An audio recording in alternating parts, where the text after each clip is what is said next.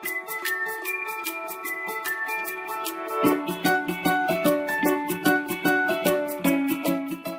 children, my name is Bhupal Reddy. I am working as a school assistant physical science at ZPHS Girls Sirisilla, District Rajana Sirisilla. Right, today we are going to learn about the lesson 9th class physical science, the first lesson. The name is matter around us. And do you know what is the matter? మన చుట్టూ ఉన్నటువంటి పదార్థం గురించి మనం నేర్చుకునే ప్రయత్నం చేద్దాం. And what is the matter? Do you know about that? If yes, tell me the what is the matter. If no, just give me some examples relative some substances, whatever you know. మీకు తెలిసినటువంటి కొన్ని పదార్థాల పేర్లు చెప్పండి, తర్వాత మనం మ్యాటర్లోకి enter అయిపోదాం. ఓకే, మన క్లాస్ రూమ్లో చూస్తే, if you see in your classroom, we may see so many things and such as table, pen, book, and the building also, our human body, animal bodies. And in 8th class you have already learnt about the metals and non-metals. మనం 8th classలో లోహాలు అలోహాల గురించి నేర్చుకున్నాం. And also some fibres, fabrics and plastics, next stones, sand, milk, water, oil, air also. These are all, we may say, some examples of matter. మనం పదార్థాలకి ఇవన్నీ ఉదాహరణలు చెప్పచ్చు. కొన్ని రాళ్ళు కావచ్చు, మిల్క్ పాలు కావచ్చు, నీళ్లు కావచ్చు, గాలి కావచ్చు, మన శరీరం ఇంక్లూడింగ్ అవర్ సెల్ఫ్స్ అండ్ జంతువుల శరీరాలు ఎన్ని తీసుకున్నా కూడా అన్నీ కూడా మనం పదార్థాలకి ఎగ్జాంపుల్స్గా చెప్తాం. Then observing the all substances, what do you conclude? If you see the all the substances, you can conclude that just అన్నీ కూడా ఎట్లా ఉన్నాయి, మనకు ఎంతో కొంత స్థలాన్ని ఆక్రమిస్తున్నట్టుగా కనిపిస్తున్నాయి. These are all substance can occupy some space and these are have some mass also. అంటే ప్రతి పదార్థం కూడా ఎంతో కొంత స్థలాన్ని ఆక్రమిస్తుంది, అదేవిధంగా వాటికి కొంత ద్రవ్యరాశి కూడా ఉంటుంది. కాబట్టి the substances which have the mass and occupy space are called as the matter. మనం పదార్థంగా ఏది చెప్పుకోవచ్చు? ఏదైతే వస్తువు తీసుకుంటే అది స్థలాన్ని ఆక్రమిస్తూ కొంత ద్రవ్యరాశిని కలిగి ఉన్నట్లయితే that can be considered as a matter. దాన్ని మనం పదార్థంగా చెప్పుకోవచ్చు. స్టేట్స్ ఆఫ్ మ్యాటర్, పదార్థాలలో రకాలు ఏమైనా ఉన్నాయో చూద్దాం. అంటే ఇప్పటివరకు మనం మ్యాటర్ అంటే కొంత ఇంట్రొడ్యూస్ చేసుకున్నాం, మనం దాన్ని ఉపోద్ఘాతం చేసుకున్నాం. మరి what is the matter and what are the states of matter? మనం పదార్థాల రకాలను పరిశీలించాలంటే ఇప్పటివరకు ఉన్న అన్ని పదార్థాలను ఒకసారి మీరు రిమైండ్ చేసుకోండి, ఏమేమి ఉంటాయి దాంట్లో. అంటే the matter is classified into 3 types. First one is the solids, second one is the liquids and third one is the gases. అంటే మనం పదార్థాలని ఒకటి ఘన పదార్థాలుగా, 2 ద్రవ పదార్థాలుగా, 3 వాయు పదార్థాలుగా మనం వర్గీకరించుకోవచ్చు. And the water can be found in all 3 states. నీరు అనేది మనకు 3 స్థితులలో మనకు లభ్యమవుతుంది. ఐస్ అనేది, మంచు ముక్క అనేది ఘన స్థితిలో, నీరు అనేది ద్రవ స్థితిలో, అండ్ ఆవిరి అనేది మనకు వాయు స్థితిలో మనకు దొరుకుతుంది. And there are some pictures related to matter, and in first column we have so many pictures related to solids. In second column there are pictures related to liquids, and in third column some pictures related to gases. Means మొదటి వరుసలో మనకన్నీ ఘన పదార్థాల గురించి, రెండవ వరుసలో ద్రవ పదార్థాల గురించి, మూడవ కాలంలో వాయు పదార్థాలకు సంబంధించిన కొన్ని చిత్రాలు ఉన్నాయి. వాటిని ఒకసారి చూడండి, చూస్తే మనకు అర్థమవుతుంది అసలు మ్యాటర్ అంటే ఏంది, మ్యాటర్ని ఏ విధంగా క్లాసిఫై చేసుకున్నాం ఘన ద్రవ వాయు పదార్థాలు అన్నది మనకు స్పష్టంగా అర్థమవుతుంది. Can we change the state of the matter from one to another? Means మనము పదార్థం యొక్క స్థితిని ఒక స్థితి నుంచి మరొక స్థితికి మార్చవచ్చా? Here is I'm putting a question. Can we change the state of the matter from one state to another state? Yes, it can be possible. Just take some example. Coconut oil, usually it is a liquid state, but when you cool the coconut oil, it will become as a solid state. మన కొబ్బరి నుండి తీసుకుంటే అది ద్రవ స్థితిలో ఉంటుంది. మనకి దాన్ని ఎప్పుడైతే మనం కూల్ చేస్తామో, చల్లబరుస్తామో, అది ఘన స్థితిలోకి చేరుకుంటుంది. And you have to take some more examples also. Ice, if you cool the water, that will become as ice, which we can get in the solid state. And if you boil the water, it will become as the vapor. That means it is in the state of vapor, that is a gas. అంటే మనం నీటిని చల్లబరిస్తే మంచులాగా ఘనస్థితిలాగా మనం వేడి చేసినట్లయితే మరగడం ద్వారా అది ఆవిరిగా వాయు స్థితిలోకి మారుతుంది. మరి నీరు అనేది 3 స్థితిలో ఉంటుందని కూడా ఆల్రెడీ మనం నేర్చుకోవడం జరిగింది. And in some peculiar conditions means if you take a camphor, కర్పూరం తీసుకుంటే ఏం జరుగుతుంది? If you heat the camphor, that will be convert directly from solid to vapour without changing in to liquid. మనం కర్పూరాన్ని తీసుకున్నట్లయితే దాన్ని మండిస్తే అది ఒకేసారి ఘనస్థితి నుంచి అది సరాసరి వాయుస్థితిలోకి మారడం జరుగుతుంది. అంటే అక్కడ ద్రవస్థితిలోకి మారడం ఉండదు. This type of reaction is called as the sublimation. The reaction when the state of the matter changing from solid to gas without changing it to liquid on heating is called as a sublimation. వేడి చేయడం ద్వారా ఘనస్థితిలో ఉన్న పదార్థము డైరెక్ట్గా వాయుస్థితిలోకి మారుతూ, అంటే ద్రవస్థితిలోకి మారకుండా వాయుస్థితిలోకి మారితే దాన్ని మనం ఉత్పత్నం అంటాం. Best example is camphor, that is the కర్పూరం అని మనం చెప్పుకోవచ్చు. We have to learn about the properties of solids, liquids and gases. ఘన పదార్థాలకి, ద్రవ పదార్థాలకి, వాయు పదార్థాలకు ఉండే ధర్మాల గురించి ఒకసారి మనం మాట్లాడుతున్నాం. అంటే ఏ ధర్మాల్ని అవి పాటిస్తాయి. ఘన, ద్రవ, వాయు పదార్థాలు కొన్ని స్పష్టమైన ధర్మాలు ఉంటాయి. ఏ ధర్మాలను అవి పాటిస్తాయో మనం చూడాలి. ఆ ధర్మాలను చూసే ముందు ఒకసారి కొన్ని పిక్చర్స్ ఉన్నాయి, వాటిని చూద్దాం. ఆ పిక్చర్ చూస్తే మనకు అర్థమవుతుంది. There are six pictures. In first picture total are belongs to solids, and the second, third, 4, 5 pictures belongs to liquids, and last one is the belongs to gases. In first one you see there are some solids, అక్కడ అన్ని ఘన పదార్థాలు ఉన్నాయి. and the shape of the solids is definite. You can't change the shape unless you use the external force. బలం ఉపయోగించినంత వరకు వాటి shape అదే విధంగా ఉంటుంది. And you may observe that the volume also be fixed there. వాటి యొక్క ఘన పరిమాణం కూడా స్థిరంగానే ఉంది. అంటే ఘన పదార్థాలకి ఆకారము, ఘన పరిమాణం రెండు కూడా మారకుండా ఉంటాయి. అంటే ఘన పదార్థాలకి ఆకారం స్థిరంగానే ఉంటుంది, అండ్ ఘన పరిమాణం కూడా స్థిరంగానే ఉంటుంది.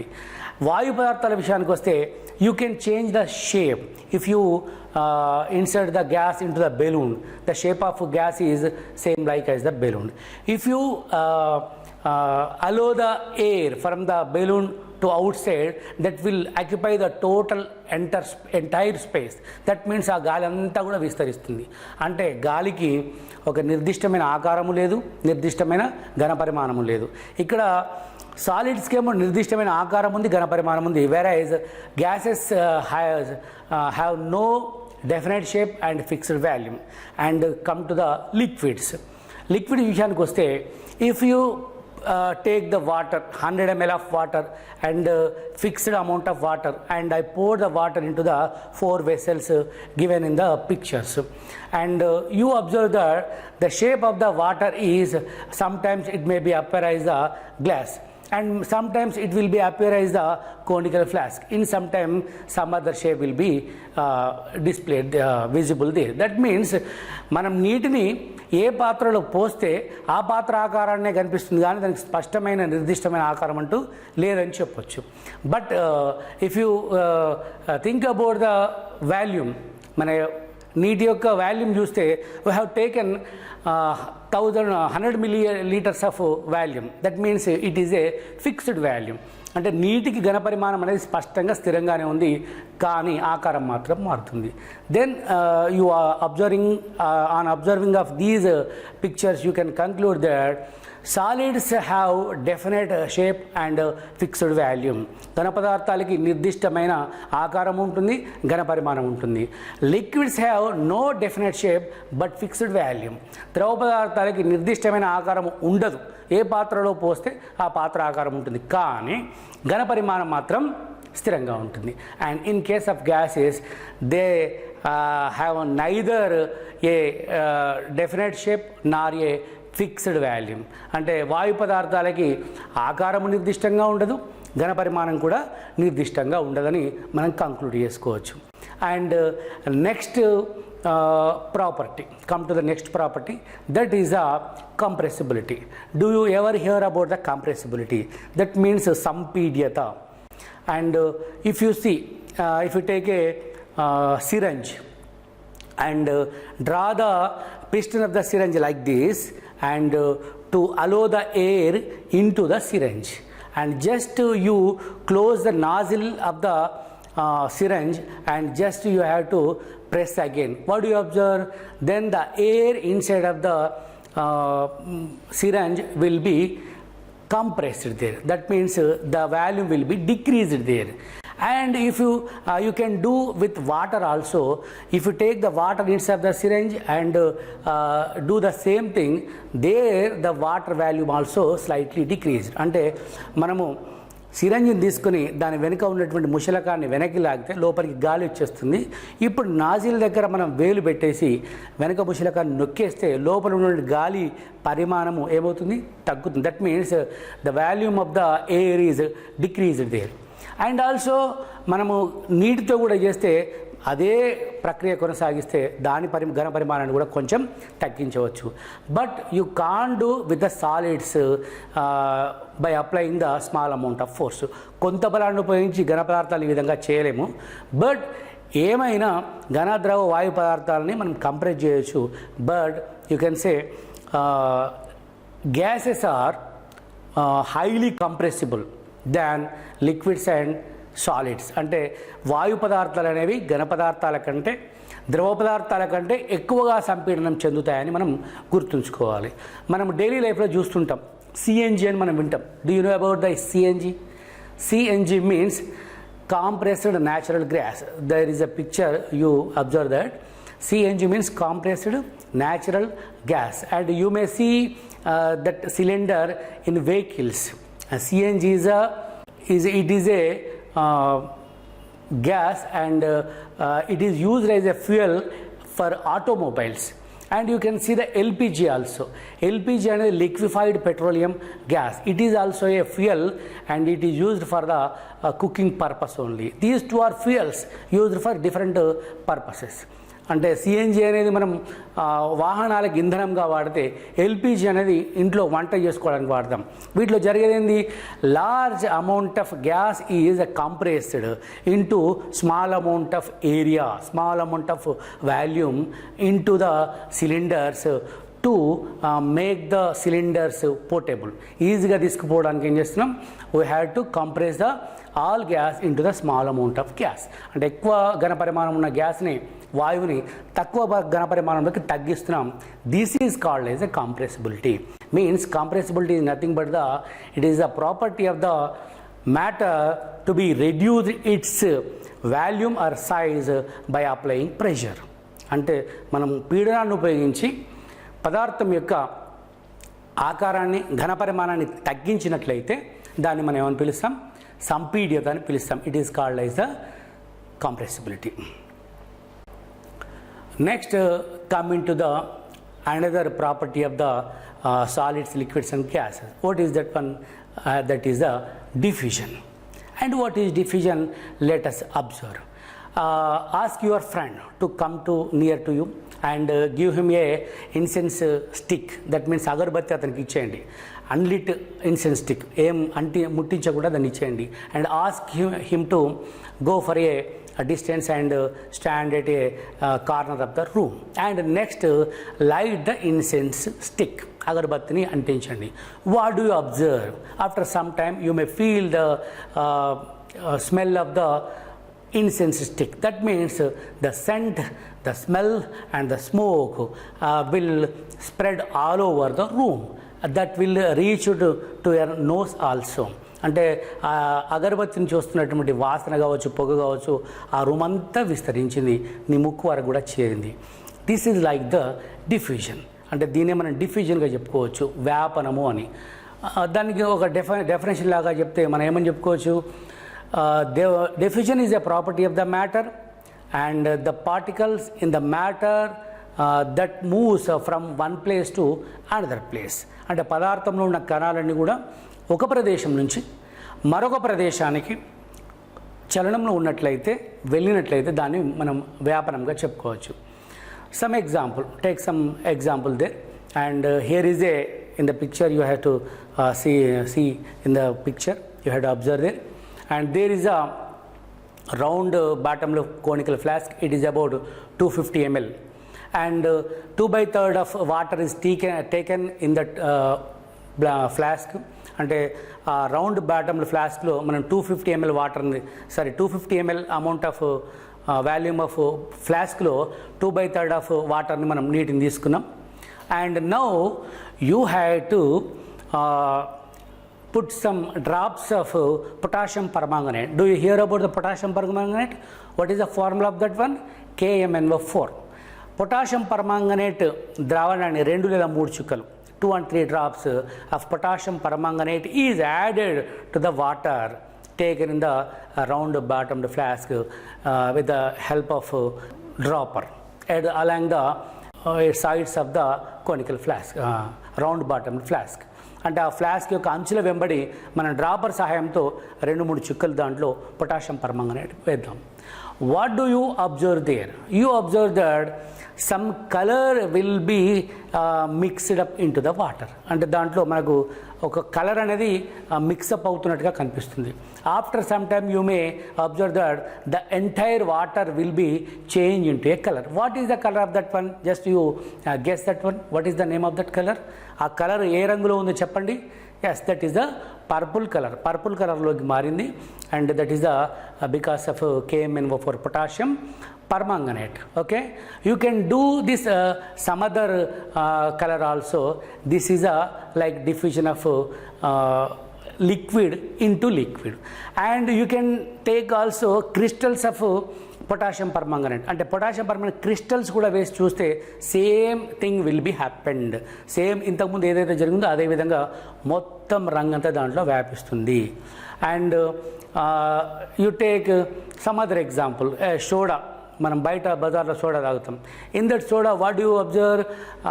While opening the soda you have to observe some vapour gas will be come out. That gas none other than carbon dioxide.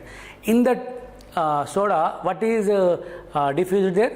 Carbon dioxide diffused and dissolved into the soda. There gas is diffused.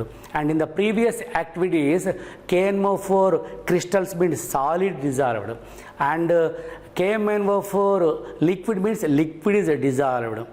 And in incense stick experiment, gas is diffused. That means gases, liquids and solids can diffuse into the liquids and gases also.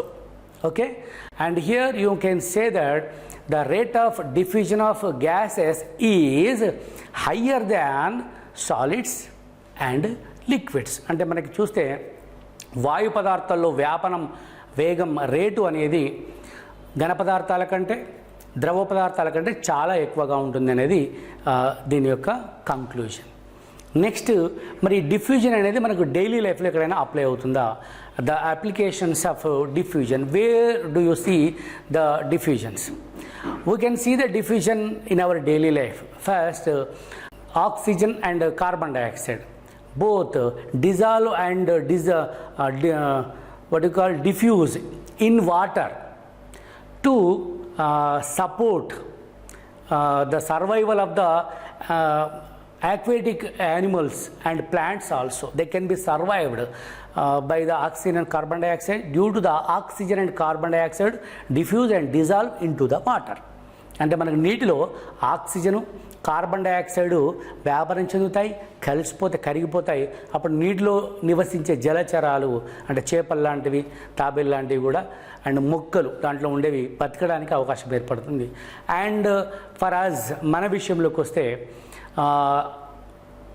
During the respiration process, మనము శ్వాసక్రియ జరుగుతున్నప్పుడు oxygen diffuse into blood from the lungs, and also carbon dioxide diffuses from blood to lungs also. Here the diffusion process takes place in the respiration process. అంటే శ్వాసక్రియ చేస్తున్నప్పుడు ఊపిరితిత్తుల నుంచి మనకు oxygen రక్తంలోకి వ్యాపనం చెందుతుంది. అట్లే రక్తం నుంచి కార్బన్ డైఆక్సైడ్ ఊపిరితిత్తులోనికి మళ్ళీ వ్యాపనం చెందుతుంది. అంటే ఇవన్నీ కూడా మన నిత్య జీవితంలో వ్యాపనం వల్ల వచ్చినటువంటి అనువర్తనాలు. ఇంకా చాలా అనువర్తనాలు ఉంటాయి. మనం ఒక 2 ఎగ్జాంపుల్ చెప్పుకోవడం జరిగింది. Okay, right.